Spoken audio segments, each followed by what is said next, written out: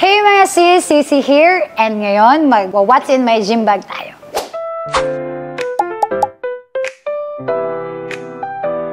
Actually, di talaga ako nagdadala ng bag. Pero pag may mga laro ako, ito yung mga dinadala ko sa mga pre-game gym ko.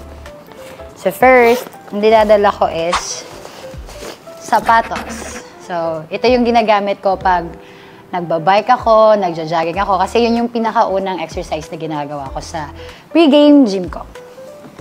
Next is, siyempre, para ready tayo, anti-liner, para in case may pahabol. So, lagi akong nagdadala para safe.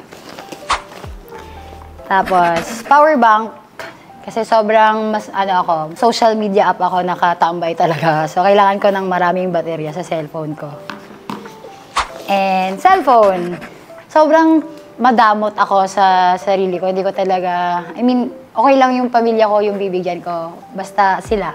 Ako wag na. Pero ito yung pinakaunang bili ko ng cellphone na, ang mahal naman. Parang ganun yung, yun yung una kong, naisip agad. Ito yung una kong pinakamahal na nabili sa sarili ko.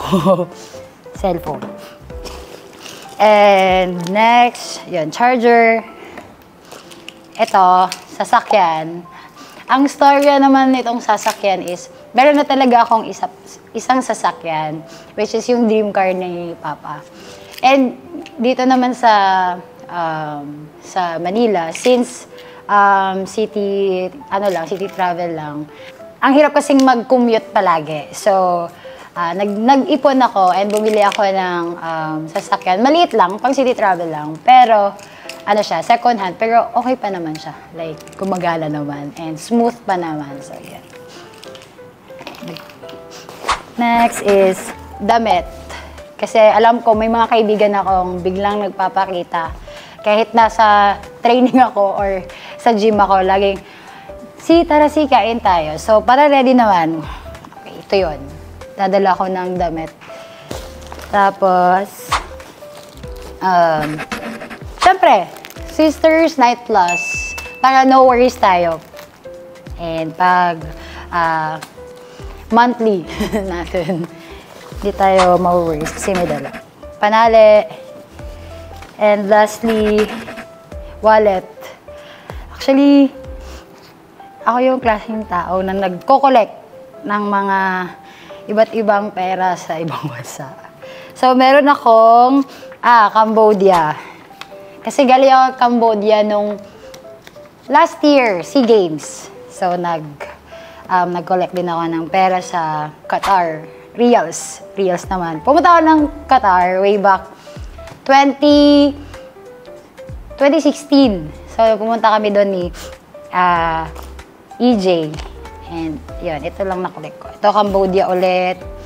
Ito, pera to ni Mama sa Malaysia.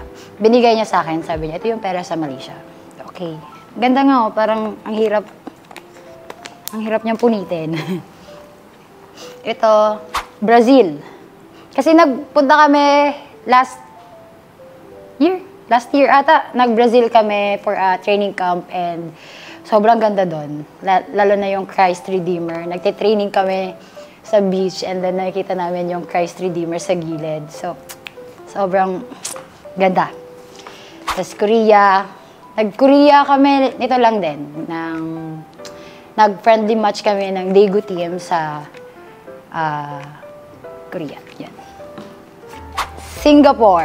Singapore naman, nakapunta ako Singapore for beach volley lang din. Parang, di ko sure kung SEA Games yun. Kasi hindi tinanggap ng Malaysia yung pagtutupis, I think. Hindi nila tinanggap. So, ginawa siya sa Singapore. So nung nag-SEA Games, kami yung hiwalay. So, nasa Singapore kami. And Dong. Ito, Vietnam. Recently lang nagpunta kami sa Vietnam nung CV League and we got the bronze medal. That's it, mga sis. Yan lang laman ng gym bag ko.